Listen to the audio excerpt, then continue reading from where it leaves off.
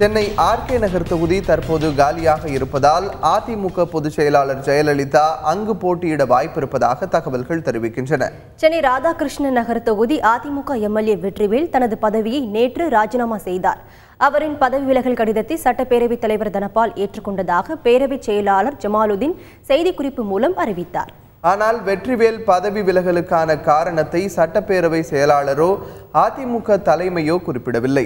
இருப்பினும் அதிமுக பொதுச் செயலாளர் ஜெயலலிதா இடைத்தேர்தலில் போட்டியிடுவதற்கு வசதியாகவே வெற்றிவேல் எம்எல்ஏ பதவியிலிருந்து விலகி இருப்பதாக அதிமுக வட்டார தகவல்கள் தெரிவிக்கின்றன. 2011ஆம் ஆண்டு மே மாதம் 23ஆம் தேதி அதிமுக அரசு பதவியேற்றதால் வரும் மே மாதம் 22ஆம் தேதியுடன் 4 ஆண்டுகள் நிறைவடைகின்றது. இந்நிலையில் மே 22ஆம் தேதி அதிமுக எம்எல்ஏக்கள் கூட்டம் நடைபெறவுள்ளது. அதில் அதிமுக சட்டமன்ற கட்சி தலைவராக ஜெயலலிதா தேர்ந்தெடுக்கப்பட்டு 5ஆம் ஆண்டு ஆட்சி தொடங்கும் மே 23ஆம் தேதி முதலமைச்சராக மீண்டும் பதவியேற்க வாய்ப்புகள் அதிகம் இருப்பதாக கட்சி வட்டார தகவல்கள் தெரிவிக்கின்றன.